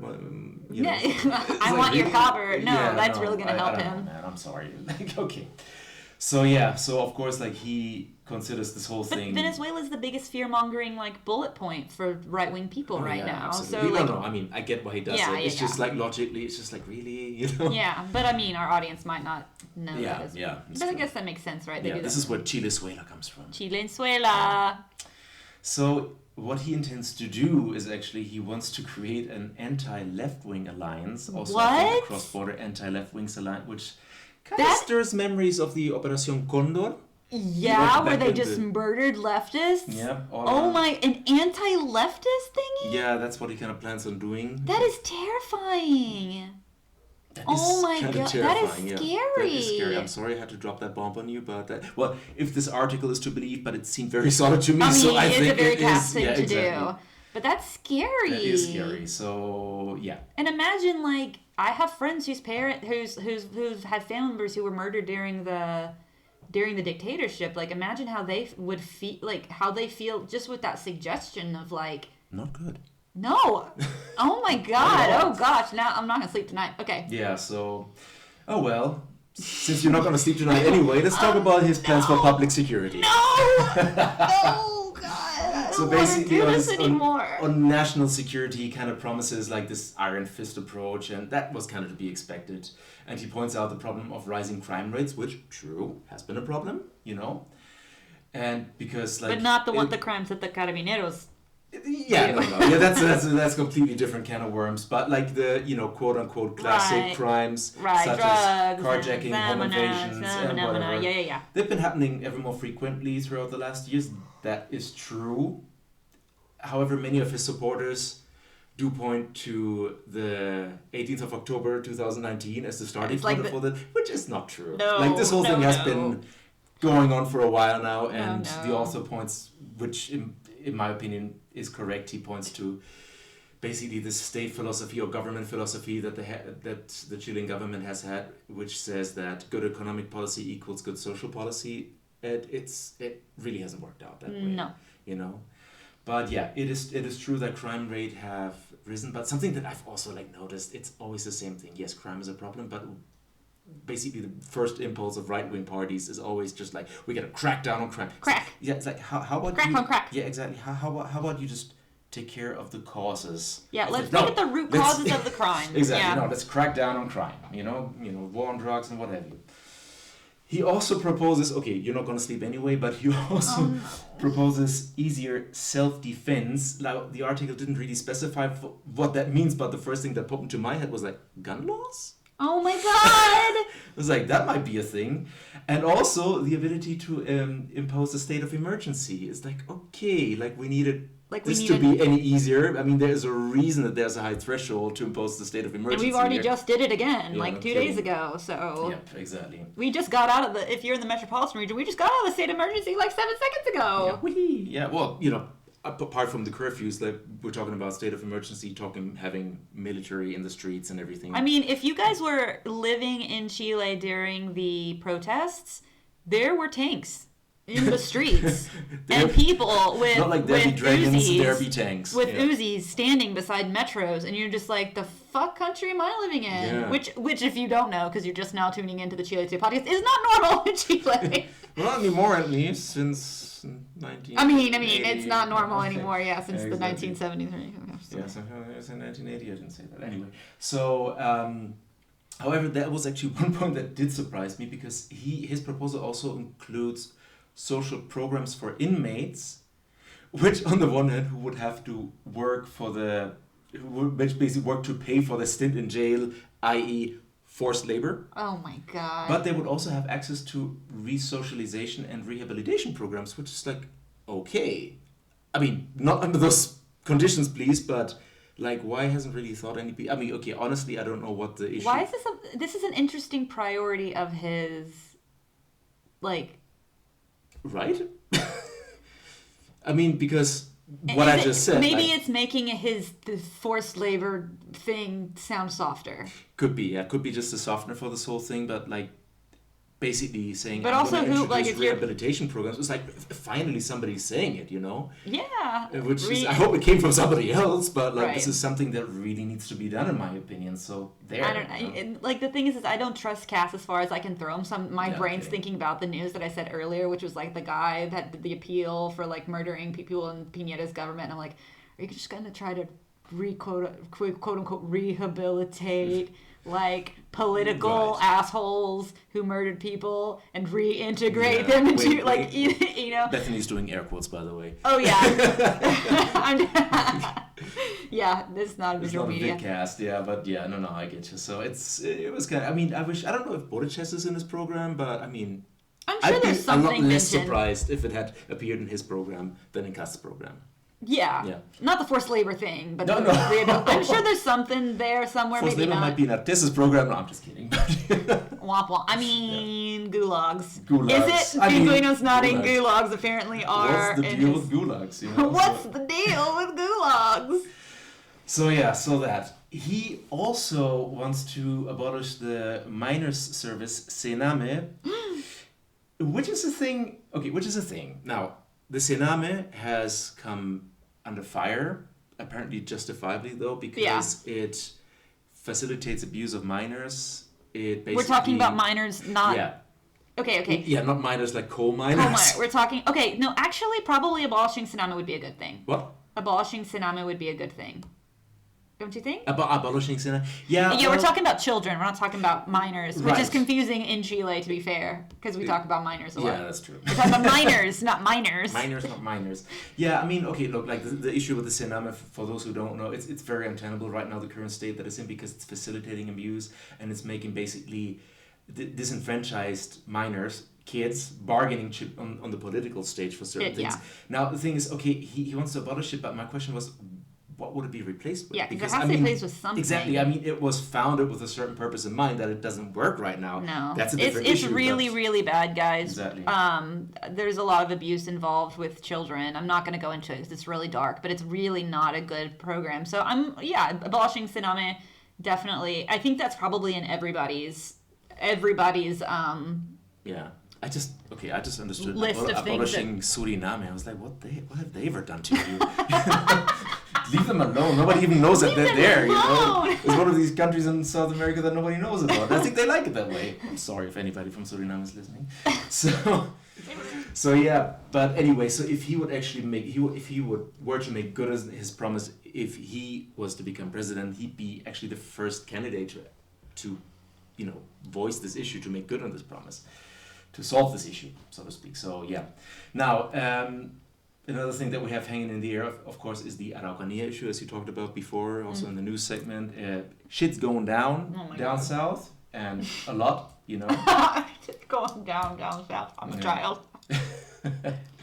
So Good of bad course one. he is he as expected, like he proposes like a strong military intervention, and he also wants to abolish the ILO Convention 169 on indigenous rights. Now I did not look into that, but it doesn't sound good.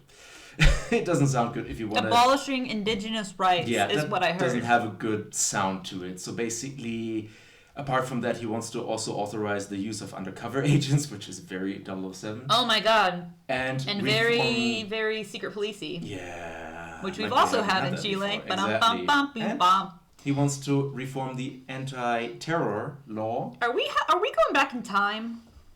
Are we getting a time machine back to 74? Well, yeah, in a way, it seems like that. So basically, now in his... The good old days when The he was good old working for days, the right. UBI administration during the dictatorship. His proposal to reform the anti-terror law includes, and I quote, special techniques to identify participants with suitable evidence, which could basically mean anything. Which could be like torture, which could be like surveillance, which could be you name it. So it's kind of like one of these wishy-washy statements where you go like, okay.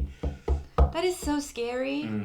That is strange. But again, as a whitewasher or whatever, as a softener to this whole thing, he also wants to strengthen indigenous culture, for example, by introducing the Mapuche New Year as a holiday. Yeah, but that's so, like, there's also that ringing of the dictatorship there also, because, earlier you were talking about, like, oh, it doesn't make much sense, so we would be more isolationist. Well, it does if you think about, like, how Pinochet really, really emphasized, and a lot of dictators emphasize the importance of, like, patriotism. And so it's like, be happy, because, like a lot of right-wing people are like, but it's culture. Culture is important. So Mapuche culture is important. We don't care about your, like, the things you care about, but rodeos are important, and, like, rodeos, which are not like rodeos in the U.S. Yeah, no, not at all. They're more like bullfights. Yeah. In terms of violence. Yeah, well, yeah. Not as violent Not as violent as a bullfight, but there's animal violence there. The bull be saying, not cool. The bull doesn't like it, I can tell you the that. bull don't like it, so yeah. Yeah, you're right. I So mean, there's it's like the it's whole, like like- always like this poster boy, like our indigenous people, and they'd be like, "What? Nobody asked us." No, You know? yeah, it's not actually, in my mind, it's more of the, like, the emphasis on patriotism and like, Chile first, as in the idea of, like, that Chile is important as far as its culture, but we also want money from other countries. Yeah, no way. So, but they are like, it's like the point was made that like this idea of basically strengthening quote unquote the indigenous culture by like recognizing Mapuche holidays is probably like a move on his side, kind of like to de-escalate a little bit if he really cracks down. Right, and then he'd be like, "Hey guys, but I gave you the holidays. I gave you the chill out." holidays, right? Exactly, like chill out, Hollandaise sauce. Now, social rights and immigration. You're not going to be sleeping for a week, Bethany. So, social rights and immigration, and of course, he will abolish the. He wants to he wants to dig a hole. Yeah, that too. But first and foremost, he wants to abolish the abortion laws. Oh yeah, I knew that. Yeah, and I haven't really read that there. But I mean, I'm nobody's really also surprised. sure that he's going to dismantle the whole civic union between like. Same-sex marriages. He's going to abolish civil unions between same-sex marriages. And also, he mentioned that he wants to abolish all maternal, what are they called? Not rights. Maternal benefits for unmarried women. That means if you are an unmarried woman, not like you cannot receive like maternity leave or any medical benefits that you would normally get because you're unmarried. Very Christian fundamental value-ish. Yes. You can only be married to have 9 children like he does. Right. And rich, apparently. So yeah, he's gonna like abolish the abortion laws, which of course will lead to a lot more appendicitis, quote unquote, which is upper class code for illegal abortions, or basically just a lot more deaths because people that cannot afford it basically just take their clothes hanger and do it themselves, and that usually doesn't end well. So there you go. That's one of the things. He also wants to, and that's kind of like, that confused me a little bit because it says he wants to establish an institution that helps that help women that fell victim to violence, okay, and encourage their participation in public life. Okay, whatever you might think about it, I mean, don't we have that in the form of the? I mean, it's not called Cernam anymore. I think they changed the name recently, but there is a public service for that. Yeah, I think it's part of the Ministry of Women. So, But he wants to abolish the Ministry of Women. So if you abolish the Ministry of Women, you have to then create something else. Yeah. So because he wants to abolish the Ministry of Women because he hates. Why does he hate women so much? Because, well, I guess they just are, in his mind, good for, breeding and cooking. I don't know, man. I'm getting off track here, but it's... Not his wife doesn't cook. They got like 8 nanas probably. Yeah, I don't know, man. So, yeah. So, he also wants to boost access for people with disabilities. It's just like reading this whole thing is just like, good, no, well, hold on, what are you, no, that's great, no, that's not, what are you doing? There's really no line there. Help! Everything's on fire. Yeah, but everything's on fire. But this is a good idea, but this is terrible. It's like, I don't know what's going on here. So, and then, as you can't be all evil. Yeah. You can only be mostly evil. Right. Yeah, get all evil chaotic. I mean, he likes, again, like... I think he would be lawful evil. He wouldn't be evil chaotic. No. He wouldn't be chaotic. He would be Arthez lawful. would be good chaotic, I think.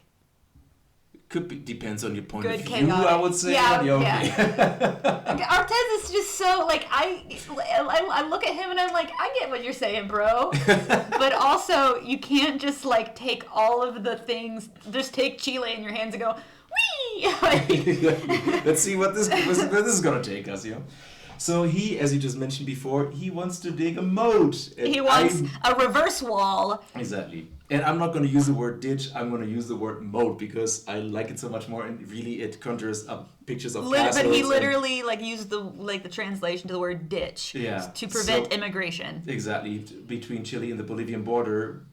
And look, there's one condition and one condition only under which I would be okay with this. Put crocodiles in there. I gotta have. No, I wouldn't be okay with that, but would be like I'm sorry, I just cannot think about it and not think about crocodiles in there. Only if there's a cool drawbridge. Drawbridges. There's a drawbridge, a castle, crocodiles, but also all the Bolivians can still come in. There you go. And a princess in distress, of course. So yeah. So I mean, first of all, can you put cast in the castle? Cast in the castle. Boom. Cast in the castle. Let him grow his hair out real long. Exactly. Well, as long as you're not an outcast. Okay, never mind. So, of course, this whole thing, he wants to honestly, I don't know the number. How long is the Bolivian border? Long. 7. Yeah, we've seen with Trump that building a wall along the Mexican border doesn't work. What do you think you're gonna pull this off, breaking it and putting up fences too? Guys, and as an immigrant, it's very mountainous. Oh yeah, that too. Yeah, right. Digging ditches in a mountain. Good luck with that. Why did the earthquakes get worse? Yeah, no kidding. I mean, we drilled into the mountain. That kind of stuff. So, but because apparently we should build a wall between us and Argentina. Yeah. That'll show them. And the Argentines were like, "Che, por fin," There's also, already a wall there, natural wall. Yeah, called mountains. True that. Oh, see, that joke was lost on me. Yeah, see. Yeah. Oh boy. Pinguino got it. Yeah, that's cool. It's fine. So apparently he doesn't know that this might not really work out the way he planned it. And he also plans on increasing military presence in Colchane, which is kind of like where all the immigrants came are coming in. Yeah. And he wants to crack down on immigrants. So in the same vein, he wants to establish detention centers and create something like the ICE in the United States, and basically outlaw. I'm really triggered by all of this. And here's the kicker: he wants to outlaw human rights organizations that advocate for immigrants' rights, which might also include. What is my face right now? Shocked. Appalled. I think that's more the word. So basically, he wants to abolish these outlaw these organizations, which, curiously enough, might also include Christian churches, which he vowed to promote. That might put him in a little bit of a pickle, Christian churches, what? Well, say what you want about because there's Christian. a lot of Catholic churches that are help out. Yes, there's a lot of Say organizations. think what you will about the Catholic Church, No, but but there are they're doing stuff sometimes. We've donated on this podcast stuff through a Christian organization that gave things to, because back at the beginning of the pandemic, there were a lot of people stuck in Chile because all the borders were closed, and they were camping outside their embassies. And so on the podcast, we raised money and everything, and a lot of those organizations were through churches. Right. What a dumbass. Yeah, but but of course he vows to support the churches because he knows what side his bread is buttered on, So yeah, that's about Cast. So we might be. I hope you're going to be sleeping well. We might be. I was like, we might be kicked out. I was like, no, we might not be. You're German. I would probably be put into a detention center before they kick me out. Yeah, I would put down my glasses dramatically again if I had them on. But I cannot imagine. I can imagine him making it to the second round, but I cannot imagine people voting for Kast in the. I mean, the majority of people voting for Kast in the second round. That's what I'm saying. Because like he's a getting lot more 50% of the vote. If people are afraid of extremes, then I think Kast is a lot more extreme on the right than Boric is extreme on the left. You know what I'm saying? Yeah. Again, for Chilean standards. Anyway. Again, we're talking Boric, Jadwe, Artes. Boric is the least left of those three options. The choir boy. I mean, and again, if you're real hung up about that candy bar. That damn candy bar. Damn candy bar. Candy gate. Such a sweet baby angel, Boric. Just such a sweet baby angel. Okay, so I just say that just because I think it's cute that he stole a candy bar. I mean, who hasn't, right? Oh, larceny. Oh, so cute. Yeah, that's where it starts. That's the gateway drug. The gateway drug to saqueandoing and stuff. Candy bar gate, it's a thing. Okay, well that was super depressing. I hope you guys are. Yeah, that was fun. So that's the profile of the guys and the gal that is coming up and coming around the river bend, as they say in Pocahontas. So that's what's happening. We're going to keep you updated in our next episode. We're going to do lots of coverage about the elections and things like that. Get really nitty-gritty into it. Let us know your thoughts. Are you super gung-ho about Sichel? We want to know, we love hearing all the sides. Are you super gung-ho about Cast? Is there something we're missing? Exactly. If you have corrections, by all means, at Chile Today Podcast, chiletodaypodcast@gmail.com. Be nice, though. Yeah, I mean, we don't want to, let's all just be nice to each other, right? We're trying to make a podcast just for funs and shits and giggles, and, nobody wants to yell at each other, okay? We just want to sit in a circle and sing Imagine by John Lennon. Yeah, that's what we want to do. Here comes the sun. It's a different song, but okay. It's a different song by the Beatles, but okay. I'll just go to the Beatles. Okay, so don't forget that the events are coming up. You guys should actually follow the Chistolas on the page, because then you would have known about that already. Just saying, okay? I'm going to take off my glasses dramatically again. At the Chistolas. Just make the point. Okay. That's right. Well, anyway, guys, we love you. We hope that we get to see you at one of our events. And when in doubt, Gringo out. Bye.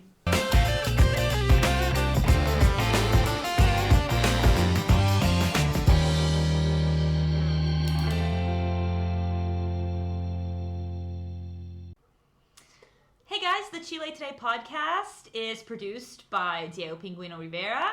It is written by Alicia Lubin and Bethany Francis in conjunction with ChileToday.cl. Hope you enjoy.